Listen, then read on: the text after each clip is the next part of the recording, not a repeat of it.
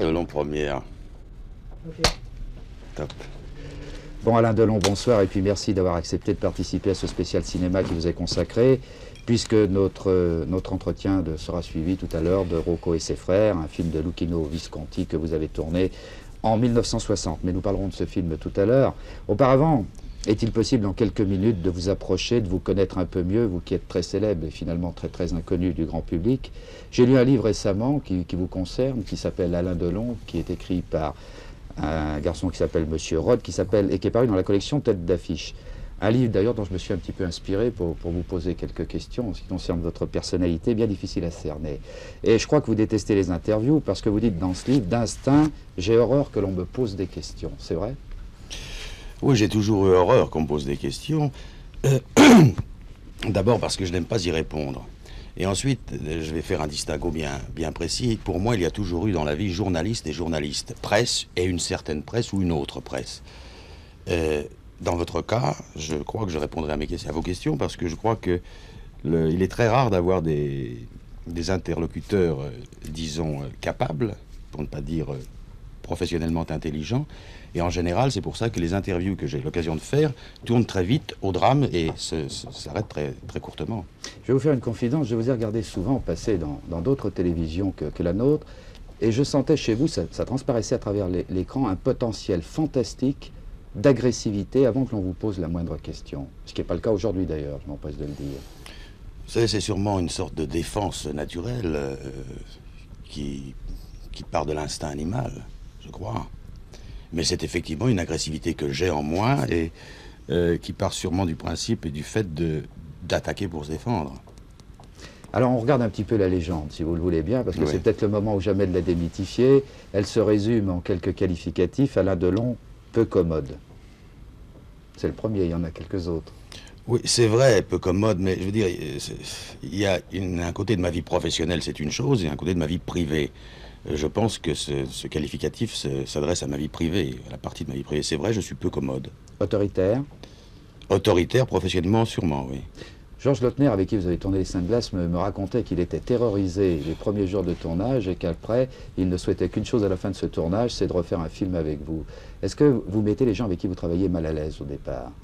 Je crois que j'ai compris le sentiment de Georges, que je prends personnellement comme un compliment. C'est-à-dire que dans le fond, très difficile de dire cela venant de moi, mais je crois que les gens, au départ, sont bloqués parce qu'ils ne me connaissent pas. Et vous savez que lorsqu'on ne connaît pas quelqu'un, les déclarations les plus fantaisistes volent autour de son personnage. Et finalement, dans le fond, c'est un problème de méconnaissance. Et je crois que quand on me connaît professionnellement, j'entends, on voit les choses tout à fait différemment. Je crois que vous serez d'accord avec la légende sur un qualificatif. Coléreux, c'est vrai ça. C'est vrai, oui. Même au fil des années, ça... Je crois que c'est une question, est-ce que c'est une marque de caractère? Il vaut mieux... J'ai un très très mauvais caractère, je ne sais pas si vous l'avez sur vos fiches, sur vos papiers, mais c'est une preuve de caractère aussi, et il vaut mieux avoir un mauvais caractère que pas de caractère du tout. On va mettre une rose un petit peu dans ses épines, courageux. Ça c'est vrai, vous l'avez prouvé dans des circonstances difficiles. Si vous le dites. Et un goût du défi aussi. Un goût du risque, plus que du défi. Évidemment, le risque, du risque par le défi, bien sûr. Alors, vous avez dit une phrase, j'espère qu'elle est vraie, mais vous pourrez l'authentifier ou la démentir. Vous parliez une fois de Belmondo et de Brialy, et vous disiez, le public a l'impression, et dit d'eux, Belmondo, Brialy, ce sont des copains. De moi, on ne dit jamais ça. Pourtant, le public vous admire et vous suit, sinon vous ne feriez pas le nombre d'entrées que vous faites sur votre nom. Mais ça, vous êtes frustré de ne pas avoir cette espèce d'affection très curieuse? Non, parce que, frustré sûrement, mais je crois que j'en suis dans le fond le responsable, et si j'en suis le responsable, c'est sûrement de par une attitude de ma part envers autrui. Peut-être que je ne suis pas d'un accès, d'un abord aussi facile que Jean-Claude ou que Jean-Paul, c'est vrai, c'est vrai.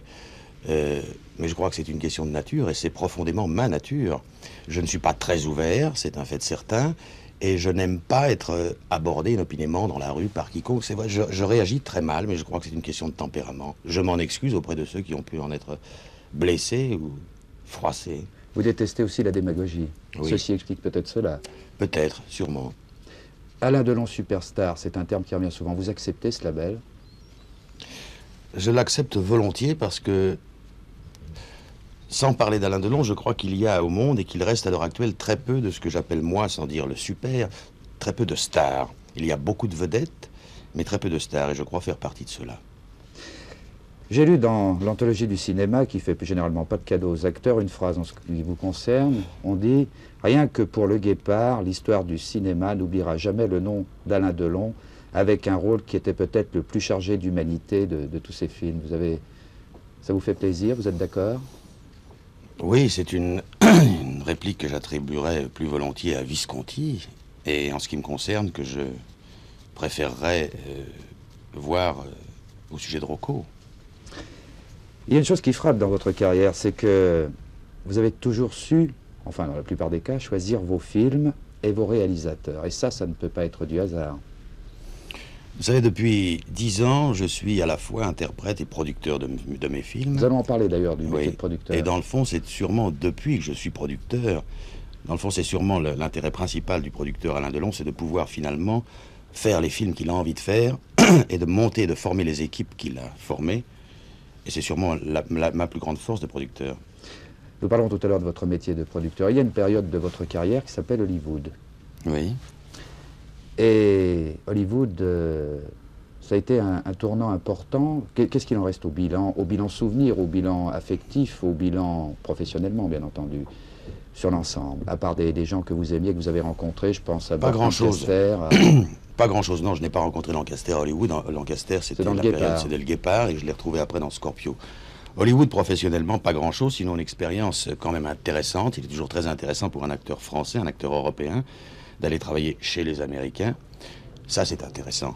Mais sur le plan de ma carrière, je veux dire, les films que j'y ai tournés n'étaient pas passionnants, les rôles n'étaient pas transcendants, et si vous voulez, j'ai très vite compris que ma place n'était pas en Amérique, mais chez moi, en Europe, dans notre bonne vieille Europe. Et je suis retourné très vite. Le meilleur souvenir d'Hollywood est un souvenir extra-professionnel, puisqu'il s'agit par exemple de la naissance de mon fils, qui est né à Hollywood pendant que j'y tournais des films.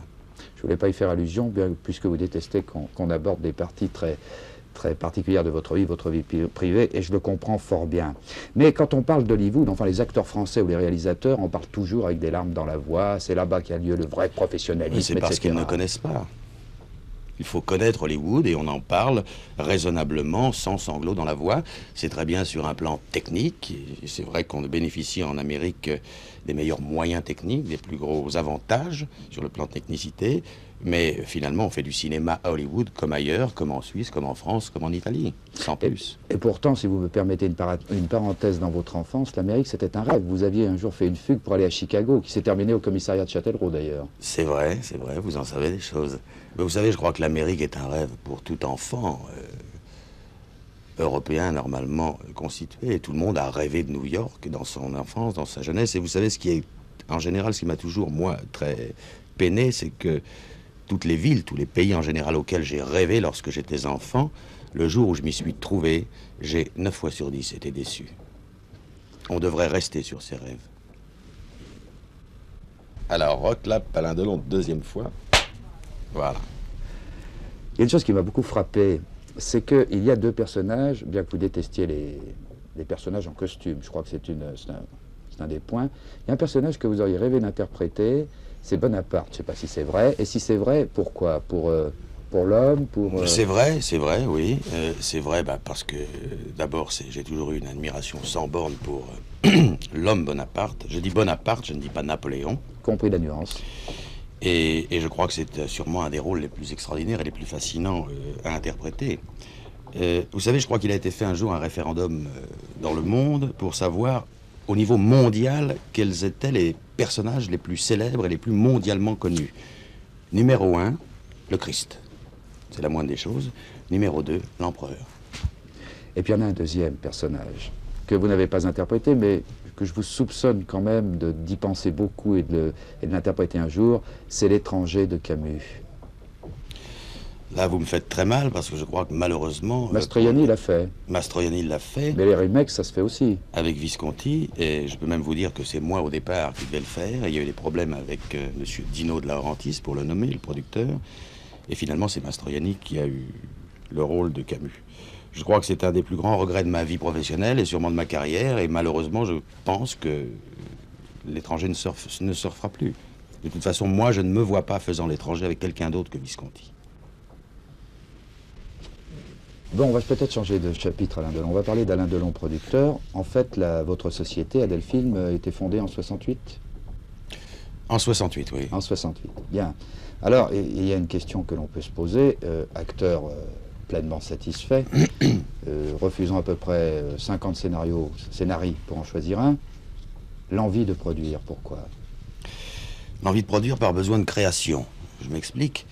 Je considère comme créateur un metteur en scène, un auteur, un écrivain, voire un adaptateur cinématographique.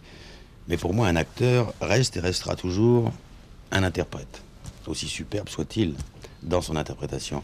Donc, si vous voulez, j'avais besoin de création. Et j'ai trouvé ma forme de création dans la production. Plus exactement dans la promotion. C'est-à-dire, je me considère, si vous voulez, au premier stade, lorsque je prépare un film, comme un promoteur. Prenez le cas de Borsalino ou le cas de Flick Story. J'ai l'idée de Borsalino, où je lis les premiers feuillets de Flick Story. Je vois l'intérêt d'en faire un film, et à partir de ce moment-là, la machine se met en route et dit « je veux faire Borsalino » ou « je veux faire Flick Story ». Premier point, acheter les droits, vous trouvez les droits. Deuxième point, penser à un metteur en scène. Du metteur en scène à l'auteur, à l'adaptateur, à l'écrivain, à la distribution, aux acteurs. Ça, c'est mon travail de promoteur. Je monte l'affaire totalement. Puis intervient, c'est ce qui me passionne le plus. C'est ma création, en toute modestie. Puis ensuite arrive le travail du producteur. Toute la préparation du film, puis le travail de l'acteur. Je cède la place à l'acteur pendant la période de tournage. Et le producteur reprend sa place dans le troisième stade du film, qui est le stade de l'achèvement, de la finition et de la promotion publicitaire, de la sortie du film, etc. Et quelle disponibilité vous reste-t-il pour vous et les vôtres? Vous savez, il me reste toujours, quand on veut trouver le temps, on le trouve toujours. Mais je crois que la disponibilité, je la trouve en moi. D'abord, je n'ai pas tellement besoin de disponibilité, si tant est que ce soit pour les autres. Mais je la trouve comme tout le monde. Je la trouve le samedi, je la trouve le dimanche, je la trouve le soir en rentrant chez moi, je la trouve la nuit, je la trouve hormis mon travail. Je crois qu'il faut peut-être préciser une chose pour qu'il n'y ait pas de malentendu. La conception européenne du producteur, c'est un monsieur qui trouve de l'argent, un point. Mais il y a la conception américaine du producteur qui suit véritablement la création artistique. Vous vous rapprochez donc de la seconde formule. Je suis totalement un producteur dit à l'américaine, oui, alors dans ce sens absolument. Oui. C'est un producteur, c'est un monsieur qui, du début de la naissance de l'idée jusqu'à la sortie du film, suit son projet, suit son film, son enfant, comme on l'appelle, pour le porter à terme. Alain Delon, producteur, création bien entendu, mais peut-être aussi un moyen pour porter à l'écran des thèmes qui vous tiennent à cœur. Il y a un thème qui vous tient particulièrement à cœur. Je crois que, par exemple, vous êtes contre la peine de mort. Pas exactement. Alors là, c'est une autre discussion qu'on va aborder. Je ne suis pas résolument contre la peine de mort. Mais comment avez-vous pu produire Deux hommes dans la ville si vous n'êtes pas contre la peine de mort? Vous savez, mon rôle et le propos d'un acteur, je veux dire, c'est d'être, si vous voulez, dans un certain sens, apolitique. On sait que vous êtes plus qu'un acteur, quand même. Oui, je suis aussi un producteur. Mais dans le cas de Deux hommes dans la ville, j'ai eu envie de faire le film, je l'ai produit, j'ai eu envie d'interpréter ce personnage, et je veux dire, l'histoire était telle, écrite par José Giovanni, que la fin était ce qu'elle en était. Bon, je veux dire, ça n'est pas à ce moment-là mon propos d'avoir une opinion pour ou contre. Là, à ce moment-là, je deviens un interprète, et j'essaie de faire passer quelque chose, et je le fais à fond, et je joue le jeu à fond. À condition en dehors de toutes mes idées. Quand même. Vous savez, le propre de l'acteur, c'est pas forcément de croire au thème. Si demain, moi, mes opinions politiques, on les connaît. Un acteur, je prétends qu'il doit rester sur un plan professionnel apolitique. Mais si on vous proposait un rôle de gauchiste au cinéma, tout de suite, et je le ferai avec le maximum de mes moyens, tout de suite. Mais c'est le propre de l'acteur, sinon c'est pas la peine d'être comédien. C'est ce que je reproche d'ailleurs aux acteurs de gauche. Il y a un autre domaine, c'est Alain Delon et le théâtre. Alors là, je crois qu'il faut être très précis. Vous n'êtes pas un homme à rester sur des échecs ou en étant optimiste, disons des demi-succès. Il y a eu deux expériences, à ma connaissance. Celle dans une mise en scène de Visconti avec pour partenaire Romy Schneider, qui s'intitulait « Dommage qu'elle soit une putain ». Et il y a eu Les yeux crevés de Jean Caux. Bien, comme vous le reconnaissiez, demi-succès ou demi-échec, etc. Vous n'avez pas eu envie de refaire du théâtre? D'abord, je voudrais apporter une rectification. Les deux pièces ont été un succès. Je veux dire, en ce qui concerne la pièce de Visconti, nous avons joué, je crois, avec Romy, quelque chose comme 140 représentations. Et la pièce, nous l'avons arrêtée à plein rendement parce que j'avais un contrat cinématographique que je n'ai pas pu repousser, qui était malheureusement Marco Polo. Oui, mais les critiques de l'époque disaient que c'était Romy qui enlevait tout. Ah, vous m'avez parlé d'un succès, vous ne m'avez pas parlé d'un succès de critique. Moi, je vous parle d'un succès populaire. Les critiques n'ont pas toujours été tendres avec moi, c'est un fait.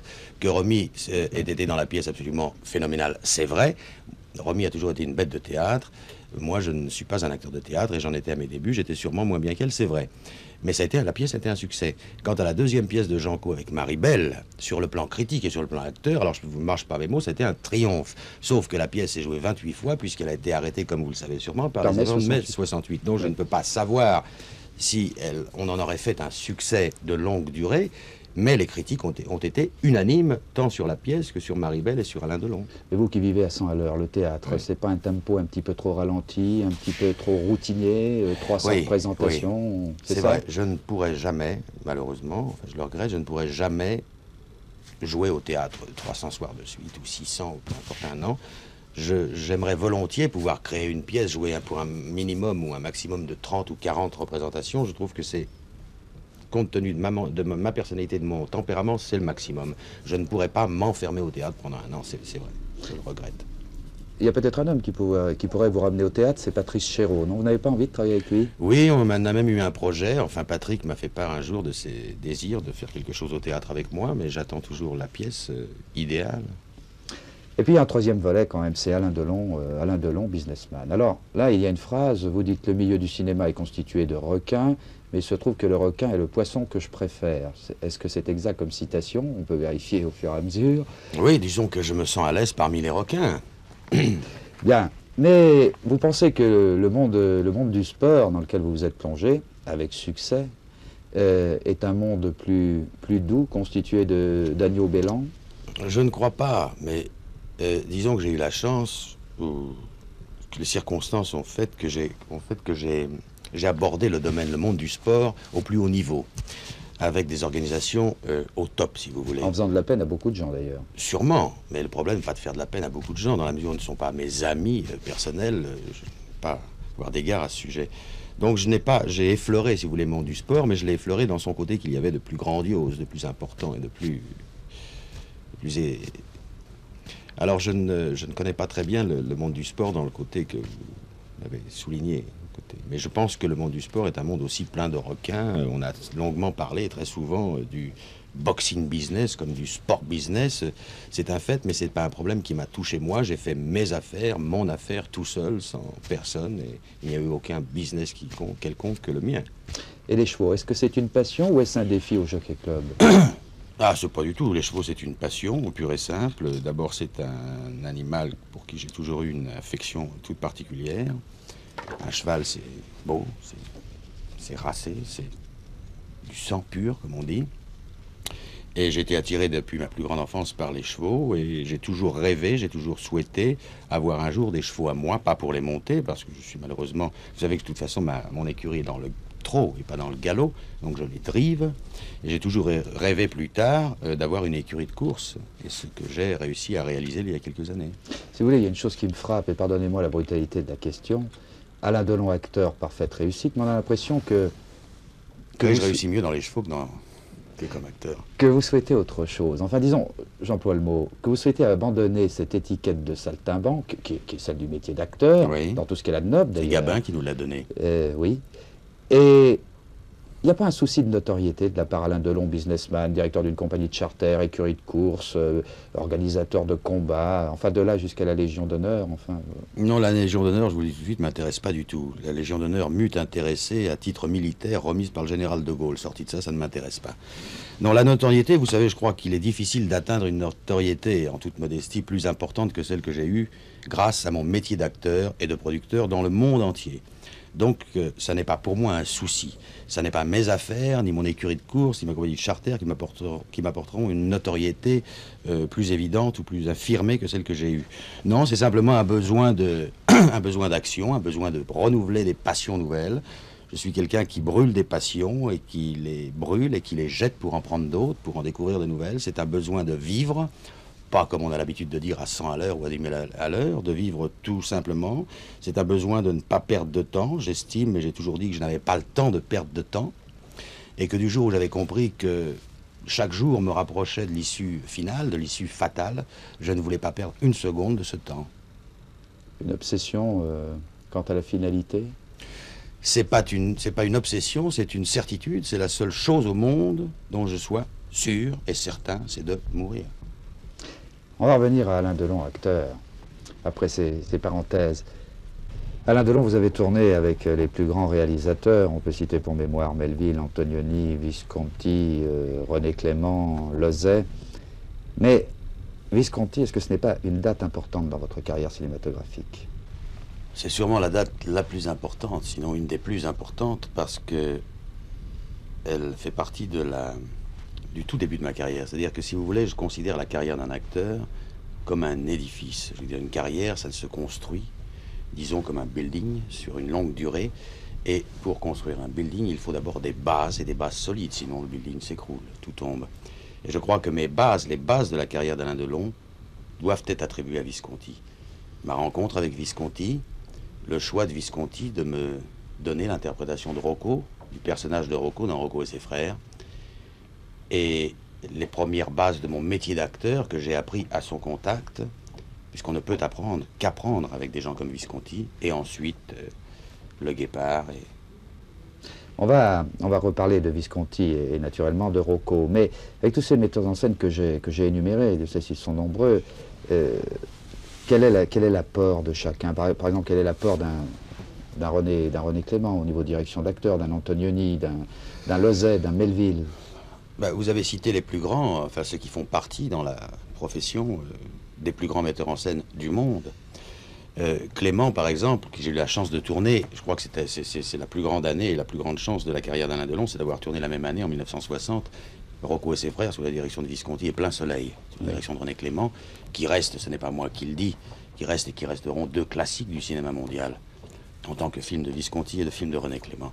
Donc, si vous voulez, j'ai eu cette chance. René Clément, qui est toujours un des plus grands metteurs en scène français et du monde, est pour moi et restera, je crois, le plus grand, celui qui m'a dirigé comme le plus grand directeur d'acteurs.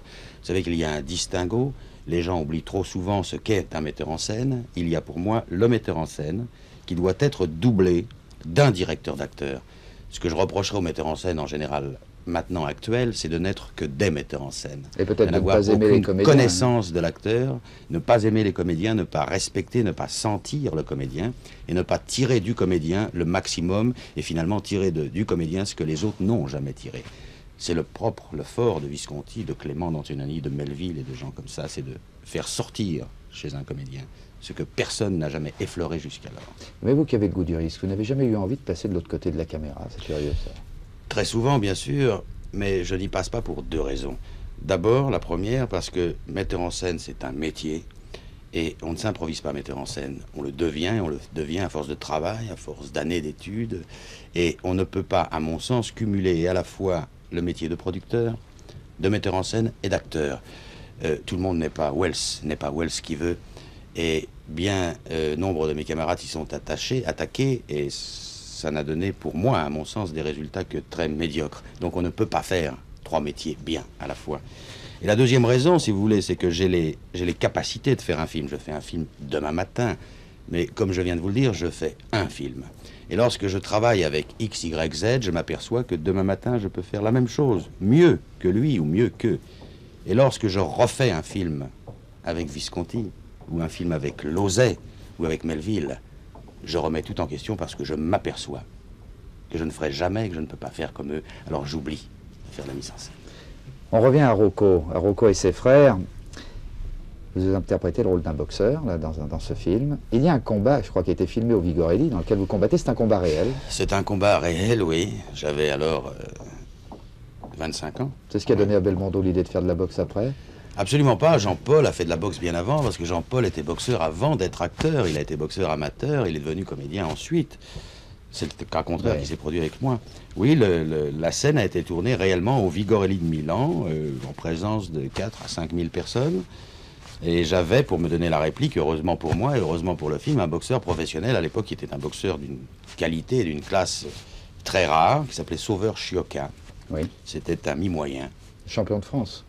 Il a été champion de France, je crois qu'il a même été, peut-être jusqu'au champion d'Europe, je ne veux pas dire, mais je crois que... Je veux dire, c'est un boxeur qui avait une classe de champion du monde, mais qui malheureusement avait un défaut majeur dans sa spécialité, c'était un boxeur qui avait peur.